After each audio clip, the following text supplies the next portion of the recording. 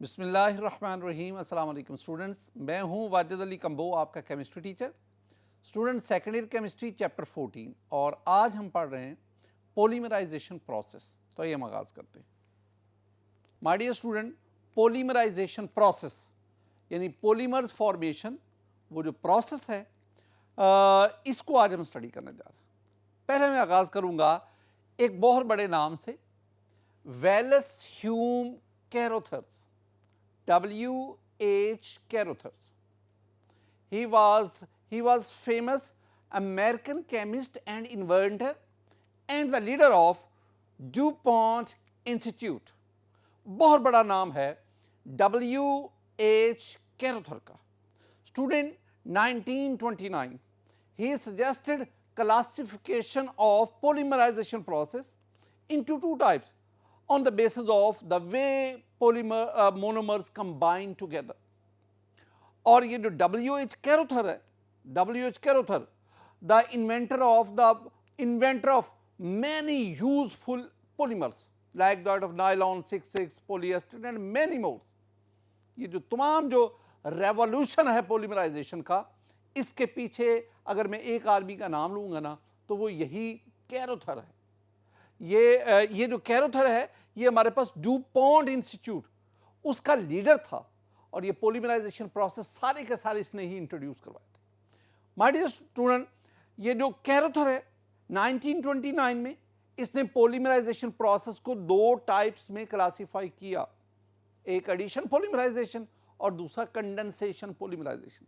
और आज के लेक्चर में हम इन दोनों टाइप्स को ही स्टडी कर रहे हैं। एग्जाम में ना अक्सर आपसे एडिशन और कंडेंसेशन पॉलीमराइजेशन का डिफरेंस पूछा जाता है। क्या क्वेश्चन आता है एग्जाम में पूछा जाता है कि differentiate between addition and condensation polymerization. तो आपने जब भी डिफरेंशिएट का क्वेश्चन आता है the answer must be in tabular form, और आप एक साइड पे एडिशन पॉलीमराइजेशन लिखते हैं, दूसरी साइड पे कंडेंसेशन पॉलीमराइजेशन। और जो मैं पॉइंट्स आपके साथ डिस्कस कर रहा हूं आपने ये पॉइंट्स दोनों में लिखने हैं। एडिशन पॉलीमराइजेशन से आगाज करते हैं student.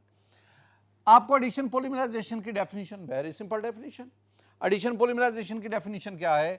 The polymerization in which unsaturated monomers, unsaturated where there is carbon double bond carbon, unsaturated monomers combine to form a product without the elimination of a small molecule. Unsaturated monomers combine करते हैं, आपके पास polymer बनता है। उस process के दौरान कोई small molecule eliminate नहीं होता। This one is addition polymerization. My dear student, मेरे पास एग्जांपल है पॉलीमराइजेशन ऑफ स्टाइरीन। स्टाइरीन की पॉलीमराइजेशन। पहले मैं आपको स्टाइरीन बताना चाहता हूं। स्टाइरीन क्या है स्टूडेंट, जरा देखें। ये मेरे पास ईथीन है, ईथीन से एक हाइड्रोजन निकालें, the group obtained is called vinyl. ये मैं आपको कई दफा समझा चुका हूं। अब ये जो विनाइल है ना, विनाइल के साथ आप बेंजीन में से हाइड्रोजन निकाले तो फिनाइल बनता है ना, तो आप फिनाइल ग्रुप अटैच कर दें। This one is called vinyl benzene. This one is called vinyl benzene and it is commonly known as styrene। और इसी स्टाइरीन की आज मैं पॉलीमराइजेशन आपको बता रहा हूं। तो माय डियर स्टूडेंट, आपके पास ये वाला इतना हिस्सा क्या कहलाएगा? विनाइल। और ये C6H5 फिनाइल ग्रुप। तो फिनाइल को विनाइल के साथ अटैच किया तो ये जो प्रोडक्ट बना, ये जो कंपाउंड बना, this one is called vinyl benzene and it is commonly known as, हम इसको आम तौर पर कहते हैं, this one is styrene. Styrene, this one is commonly known as styrene. Styrene. My dear student, ये जो स्टाइरीन है आपको इसके n नंबर ऑफ मॉलिक्यूल्स लें, इसकी पॉलीमराइजेशन होगी। मैंने क्या किया, मैंने अभी आपको समझाना है ये जो पॉलीमर बना कैसे बना। मैंने ना ये स्टाइरीन यहां दोबारा लिख दिया, मैंने एक दफा फिर लिख दिया, यानी यही स्टाइरीन सेम मैंने इधर दो दफा लिख दिया। अब मैं आपको समझाने जा रहा हूं। आपने काम क्या करना है? आपने काम ये करना है कि ये जो दोनों हैं, ये जो डबल बॉन्ड है, जो अनसैचुरेशन है, इसको खत्म करें यहां सिंगल बॉन्ड लाएं, यहां बॉन्ड एक्सटेंड कर दें। ये जो डबल बॉन्ड है इसको ख़त्म करें, यहां सिंगल बॉन्ड लाएं, यहां बॉन्ड एक्सटेंड करें और इधर भी एक्सटेंड करें। ये काम आपने करा, यानी आपने डबल बॉन्ड ख़त्म करके उनकी जगह पे सिंगल बॉन्ड ले आए। डबल बॉन्ड यहां भी था और उसकी जगह पे क्या आ गया, सिंगल बॉन्ड आ गया। अब एक और काम करना है, वो आपने काम ये करना है कि आप यहां से यहां तक, क्योंकि आपने n नंबर लिए हैं ना, ये एक टेक्निक है ना जिससे आप पॉलीमर को लिखते हैं। तो यहां पे आप n-1, ये 1 इसलिए माइनस किया ना कि क्योंकि ये वाला हिस्सा और ये वाला हिस्सा ये इससे बाहर है, तो ये वाले n उसमें से एक ये बाहर है, तो n-1। ये जो आपके पास बना, this one is the polymer and this one is called polystyrene. अब इसमें एक चीज इनमें बिठाएं, वो क्या, ये आपके पास था monomer, this one is the monomer, ये मोनोमर है, और ये आपके पास क्या बना, पॉलीमर। ऐसा पॉलीमर जो एडिशन पॉलीमराइजेशन से बने, that is called addition polymer. तो आपके पास ये जो पॉलीस्टाइरीन है, polystyrene is an addition polymer, ये आपके पास एक एडिशन पॉलीमर बना। एक और भी लफ्ज़ में बिठाएं, चूंकि ये polymer single type of monomer से बना, this one is also called homopolymer. तो कंडर एडिशन पॉलीमराइजेशन से बनने वाला polymer addition polymer, and that is also called the homopolymer. Student कुछ और बातें, अब ये जो आपके पास एडिशन पॉलीमराइजेशन हुई ना, इसके बारे में पहली बात, it involves free radical mechanism. ये हमारी टेक्स्ट बुक कहती है कि एडिशन पॉलीमराइजेशन ये फ्री रेडिकल मैकेनिज्म के तहत होती है। मैं एक और भी बात ऐड कर दूं कि एडिशन पॉलीमराइजेशन में आयनिक मैकेनिज्म भी इन्वॉल्व होता है। आयनिक मैकेनिज्म यानी कैटायनिक और एनायनिक मैकेनिज्म वो भी इन्वॉल्व होता है। लेकिन चूंकि हमारी बुक में जो एग्जाम्पल है, जो फर्दर मैकेनिज्म लिया गया, वो फ्री रेडिकल मैकेनिज्म है। तो याद रखना, addition polymerization it involves free radical mechanism as well as ionic mechanism, और आयनिक मैकेनिज्म में you have the cationic mechanism, you have the anionic mechanism. अगर आप फ्री रेडिकल मैकेनिज्म की बात करें तो free radical mechanism completes in 3 steps, and you know those are initiation, propagation and termination. Free radical mechanism के तहत जो हम डिस्कस करेंगे, और फ्री रेडिकल मैकेनिज्म 3 स्टेप्स में कंप्लीट होता है, इनिशिएशन, प्रोपागेशन, टर्मिनेशन। और एक और बात, माय डियर स्टूडेंट, ये मोनोमर था, ये पॉलीमर बना। पॉलीमर में वो तमाम एटम्स हैं जो मोनोमर में मौजूद थे, यानी all atoms in a monomer are present in the polymer. Monomer में जितने भी एटम हैं वो आपको पॉलीमर में भी नजर आएंगे। क्यों? इसलिए कि ये क्या लिखा हुआ है, without the elimination of a small molecule. तो जब पॉलीमर बनता है तो इस प्रोसेस के दौरान स्मॉल मॉलिक्यूल एलिमिनेट नहीं होता। ये ना जब मैं कंडेंसेशन पॉलीमराइजेशन पढ़ाऊंगा ना, तो मैं वहां पे कहूंगा हाँ वहां पे एक स्मॉल मॉलिक्यूल एलिमिनेट होता है, लेकिन इसमें स्मॉल मॉलिक्यूल एलिमिनेट नहीं होता। स्टूडेंट, ये कुछ पॉइंट्स थे। अब हम एक और पॉइंट की तरफ भी बढ़ते हैं। एडिशन पॉलीमराइजेशन में एक और भी बात याद रखना, the length of chain only increase from one side, यानी ना चेन लेंथ ऑफ चेन एक तरफ से बढ़ती। जब मैं कंडेंसेशन पढ़ाऊंगा ना, तो मैं कहूंगा the length of chain grows on both sides, दोनों एंड से ग्रो करती। हमने मैकेनिज्म पढ़ेंगे, और हम मैकेनिज्म आयनिक मैकेनिज्म नहीं, फ्री रेडिकल मैकेनिज्म की बात करूंगा। My dear student, free radical mechanism में पहली बात याद रखना, it is catalysed by thermal और photochemical decomposition of organic peroxide. तो ऑर्गेनिक पेरोक्साइड उसकी थर्मल या फोटोकेमिकल डीकंपोजिशन होगी, और उस डीकंपोजिशन के नतीजे में we will have the free radical. ये आपके पास ऑर्गेनिक पेरोक्साइड है, इसकी यहां पे थर्मल यानी बाय मींस ऑफ हीट या फोटोकेमिकल लाइट थ्रो करने से इसकी यहां पे होमोलिटिक फिशन होगी, और उसके नतीजे में हमारे पास फ्री रेडिकल बनेंगे। लेकिन एक याद रखें, मैंने कहा ऑर्गेनिक पेरोक्साइड, कौन से ऑर्गेनिक पेरोक्साइड?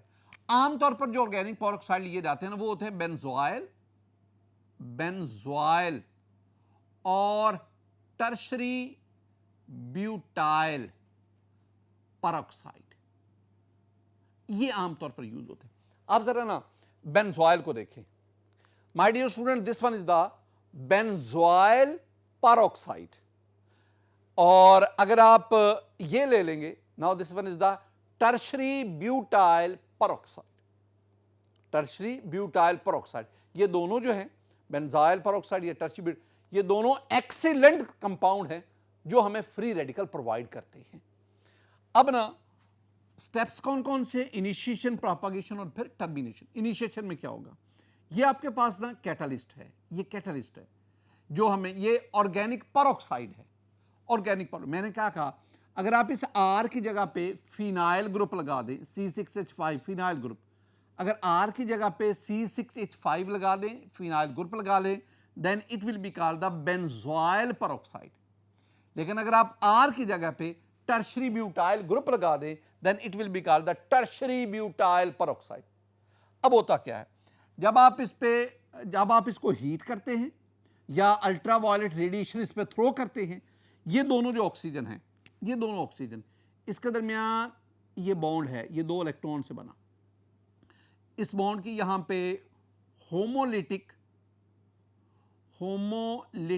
फिशन हो जाती है, होमोलिटिक फिशन।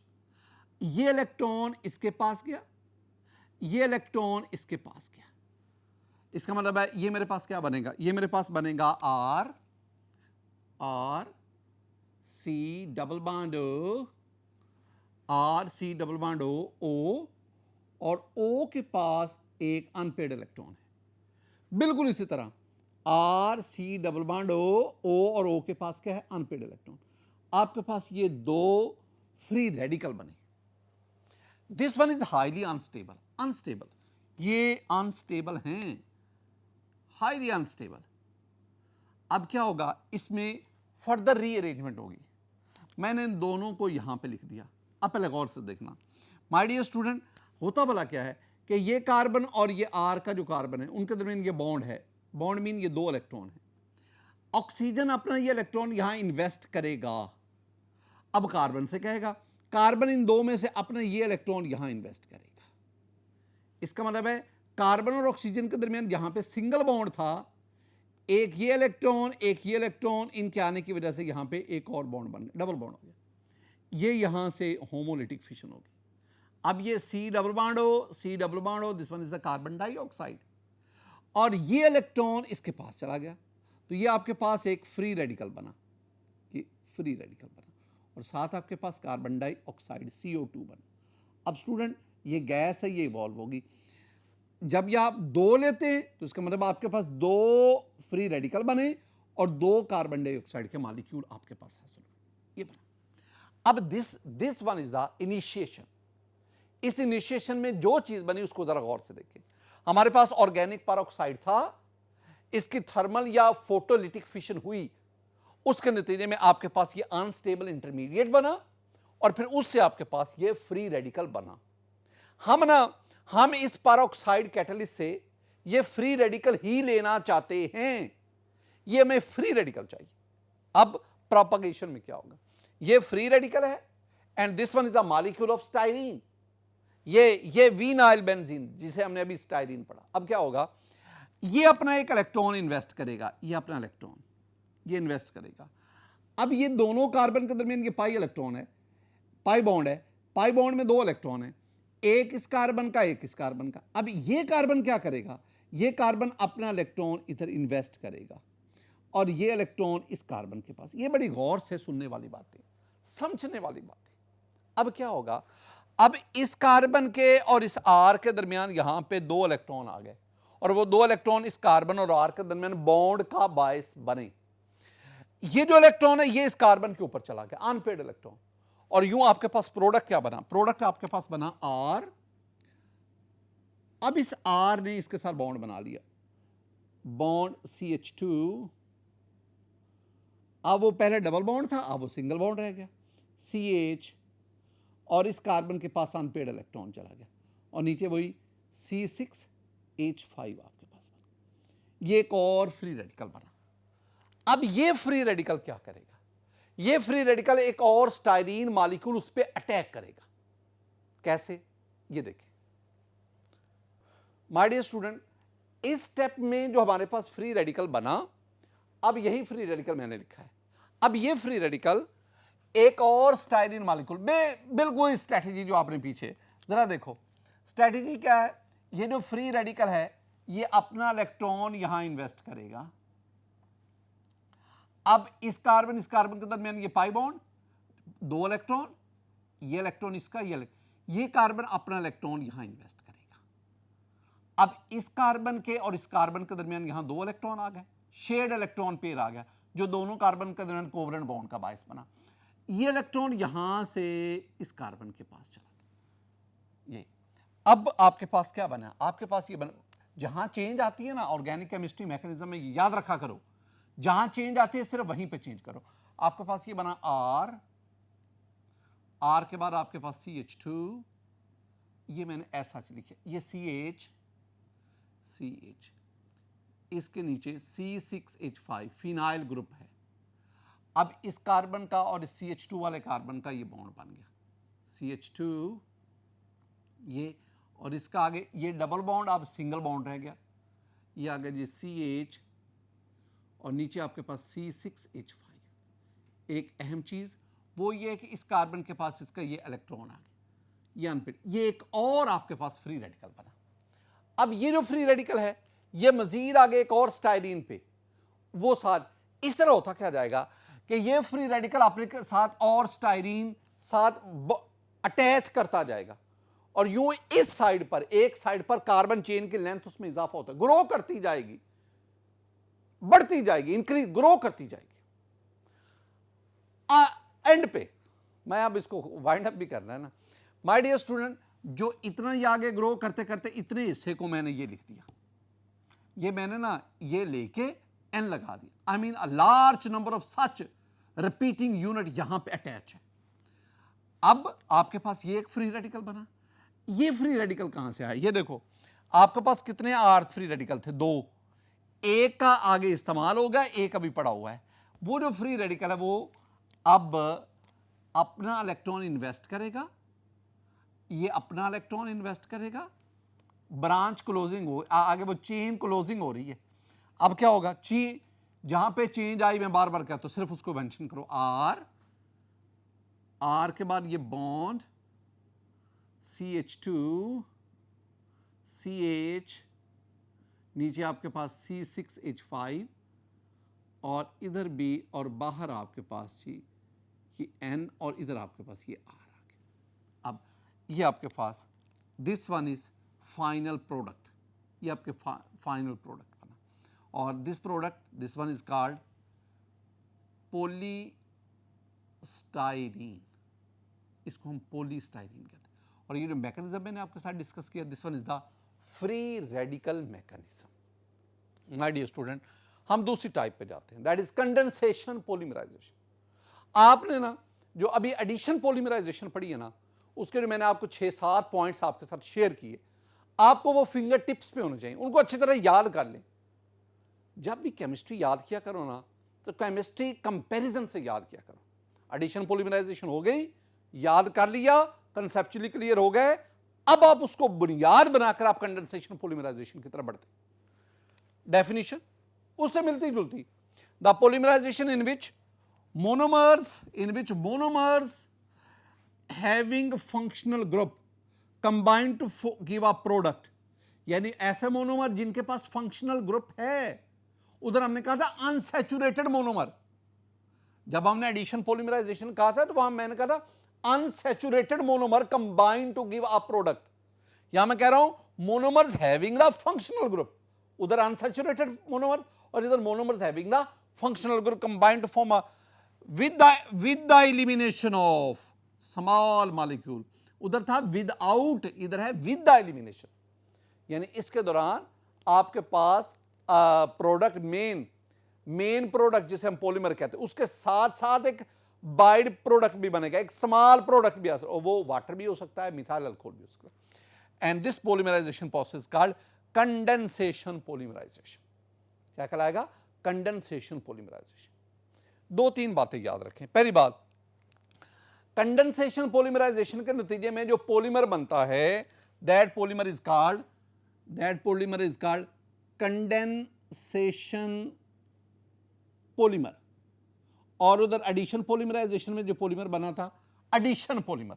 और दूसरी बात, कंडेंसेशन पॉलीमराइजेशन में ना 2 different kind of monomer combine होते हैं, लिहाजा ये आमतौर पर कोपोलीमर होते हैं, कोपोलीमर। और एक और बात याद रखना, मैंने एडिशन पॉलीमराइजेशन में कहा था the nature of atoms present in monomer वो ही पॉलीमर में मौजूद होते हैं, लेकिन इसके पॉलीमर्स में नेचर ऑफ एटम शायद वो ना रहे, क्योंकि इस दौरान एक स्मॉल मॉलिक्यूल भी एलिमिनेट होता है ना, उसकी वजह से वो तमाम एटम जो मोनोमर में होंगे वो सारे के सारे एटम पॉलीमर में नहीं जाते, पॉलीमर में एटम्स उससे कम होते हैं। स्टूडेंट, इसमें हम आगे बढ़ते हैं और क्या पॉइंट्स हैं उनको देखते हैं। एग्जाम्पल में उधर मैंने आपको ना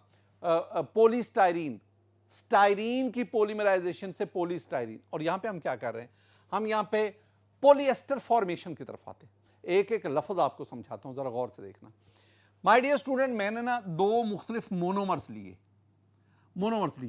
अच्छा, इनके नाम क्या है, मैं नाम बाद में बताऊंगा, जरा ना स्ट्रक्चर देखना। ये आपके पास ना बेंजीन है। माय डियर स्टूडेंट, आप बेंजीन के ऊपर कार्बोक्सिलिक ग्रुप ले लें, this one is called benzoic acid. आप ना आर्थो पोजीशन पे एक और कार्बोक्सिलिक एसिड ले, this is called phthalic acid या बेंजीन 1,2 डाई कार्बोक्सिलिक एसिड। आप ना मेटा पे दूसरा कार्बोक्सिलिक एसिड ले, this one is called isophthalic acid या बेंजीन 1,3 डाई कार्बोक्सिलिक एसिड। एक और काम करें, आप ना पैरा पोजीशन पे दूसरा कार्बोक्सिलिक ग्रुप ले, now this one is called terephthalic acid, this one is also called benzene 1,4 di carboxylic acid. यही है, आप इसको यूं भी लिख सकते हैं, तो दिस वन इज टेरिथैलिक एसिड या बेंजीन 1,4 डाई कार्बोक्सिलिक एसिड। ये मुझे चाहिए, टेरिथैलिक एसिड चाहिए। दूसरी चीज स्टूडेंट, आपके पास ना ये एक अल्कोहल है, this one is a dihydric alcohol, CH2 और दोनों CH2 के साथ एक OH, this one is called ethylene glycol. आप इसको इस तरह भी लिख सकते हैं। एक तो बात आपके ज़हन में बैठे, मैंने आपके सामने ये जो लिखा है ना, ये वाला जो आपको समझाया है, this one is called TERE, tere, PHTHALIC, phthalic acid, terephthalic acid. ये वाला बेंजीन, ये 1, ये 4 पोजीशन है, बेंजीन 1,4 डाई कार्बोक्सिलिक एसिड, ये terephthalic di carboxylic acid, 2 carboxylic group है, this one is ethylene glycol. ये एक कार्बोक्सिलिक एसिड है, ये एक अल्कोहल है, तो आप कार्बोक्सिलिक एसिड और अल्कोहल दोनों को कंबाइन करना चाहते हैं। केमिस्ट्री में ना सेकेंड ईयर और फर्स्ट ईयर केमिस्ट्री मिला के को 8-10 जगहों पे एक प्रोसेस आता है जिसे हम कहते हैं एस्टेरिफिकेशन। अब एस्टेरिफिकेशन क्या है? एस्टेरिफिकेशन में carboxylic acid plus alcohol in the presence of acid will act as a catalyst, we have the ester plus water। चूंकि इस प्रोसेस में एस्टर बनता है, this one is called esterification. तो कार्बोक्सिलिक एसिड और अल्कोहल मिलते हैं, एस्टर बनता है, दिस प्रोसेस कॉल्ड एस्टेरिफिकेशन। आप इसको एक और भी बात में बिठाना, ये जो वाटर बनता है ना इस दौरान, इस वाटर बनाने के लिए जो अल्कोहल है वो H देता है और जो कार्बोक्सिलिक एसिड है वो OH देता है, फिर वो वाटर बनता है। और यूं ये एस्टर में ये जो बॉन्ड बनता है ना, this one is called ester linkage, इसको हम एस्टर लिंकेज कहते हैं। ये बातें आपने ज़हन में बिठानी। यही चीज जो आपने एस्टेरिफिकेशन पढ़ा, यही मैं आप समझा रहा हूं। ये आपके पास कार्बोक्सिलिक एसिड है, ये आपके पास अल्कोहल है, अल्कोहल और कार्बोक्सिलिक एसिड मिलेंगे तो जो प्रोडक्ट बनेगा दैट इज कॉल्ड एस्टर। तो एस्टर फॉर्मेशन है।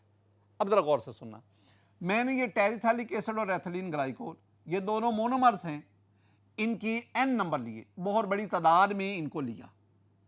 अब इनकी कंडेंसेशन होती है। कंडेंसेशन, दो मॉलिक्यूल बनते, एक प्रोडक्ट बना और साथ वाटर या मिथाइल अल्कोहल निकला। कैसे होगा जरा देखना स्टूडेंट। मैंने तो ना ये वाला टेरिथैलिक एसिड सेम इधर लिख दिया, एथिलीन ग्लाइकोल मैंने सेम इधर लिख दिया। अब मैं आपको समझाता हूं करना आपने क्या है। आपने ये करना है, आपने ना ये जो टेरिथैलिक एसिड है ना, जो कार्बोक्सिलिक एसिड है, कार्बोक्सिलिक एसिड OH देगा और अल्कोहल H देगा। ये भी मैं आपको समझा के आऊं। जब ऐसे देंगे तो आपके पास ये वाटर एलिमिनेट होगा प्लस H2O। लेकिन स्टूडेंट साहब जरा इधर भी ये OH है, ये वाला OH देगा और इधर आगे जो कार्बोक्सिलिक एसिड होगा वो H देगा। तो इसका मतलब है कि एक ये वाटर निकला, एक OH और H, एक और वाटर निकल गया। और अगर आप N लेते हैं तो आपके पास N नंबर ऑफ ये वाटर निकले। एक तो ये चीज होगी। अब जब यहां से ये वाटर निकल जाएगा तो अब ये C डबल बॉन्ड हो और इस O, इस कार्बन और इस ऑक्सीजन के दरमियान, ये देखो, ये मैंने OH निकाल दिया, इधर मैंने H निकाल दिया। अब इन दोनों के दरमियान ये बॉन्ड बना, ये वाला। This bond is called ester linkage. इसको हम एस्टर लिंकेज कहते हैं। बिल्कुल इसी तरह अब ये वाला एंड, ये वाला कार्बोक्सिलिक एसिड ये OH देगा। कार्बोक्सिलिक एसिड क्या देगा? OH। और इधर ये अल्कोहल जो है ये H देगा। इस तरह इसको मैं एक्सटेंड कर देता हूं और इधर मैं ये और इधर ये और ये मैं N लिख देता हूं। ये तो मैं आपको ना प्रोडक्ट लिखने का तरीका बता रहा हूं। मैं आपको बता रहा हूं कि इस कंडेंसेशन प्रोसेस के दौरान वाटर 2 N क्यों लिखा? क्योंकि आपने N नंबर ऑफ मॉलिक्यूल्स दिए थे और ये आपके पास पॉलीमर बना। इस पॉलीमर को हम कहते हैं पॉलीएस्टर। मैंने तो उसको थोड़ा सा हिस्सा लिखा ना, यहां पे एस्टर लिंकेज बना, यहां आगे एस्टर, फिर आगे, इस तरह एस्टर लिंकेज, बहुत सारे एस्टर और बहुत सारे सेवरल एस्टर के लिए हम लफ्ज क्या यूज करते हैं? पॉलीएस्टर। ये जो कंपाउंड बना, ये कंपाउंड है, जर्नल इसका नाम, इस फैमिली का नाम है पॉलीएस्टर। और ये जो प्रोसेस है that is called esterification, ester formation, polyester बना। अच्छा, इसके ना कई नाम हैं। ये जो खास तौर पे ये जो बना, इसको हम PET भी कहते हैं, पेट भी कहते हैं।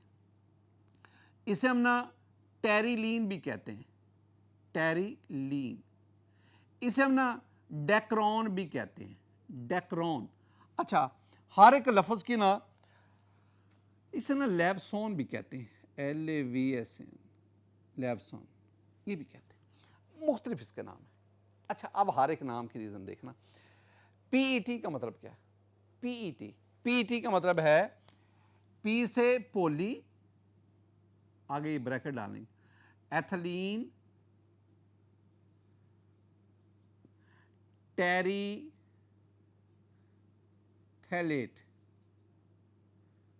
ये आपके पास होगा। तो इससे PET।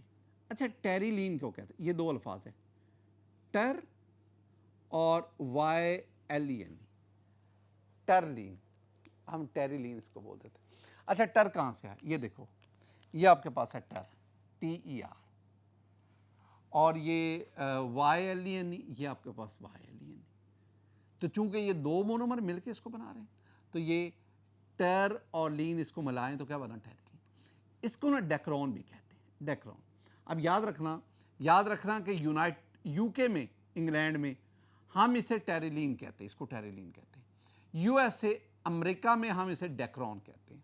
और बिल्कुल इसका लेवसन हम इसे कहते हैं इसमें रशिया में। ये मुख्तलिफ इसके नाम है। ये होता क्या है? टेरिलीन क्या है? पेट क्या है? अगर आप देखेंगे, all these products are made up of terylene. Terylene is a polyester.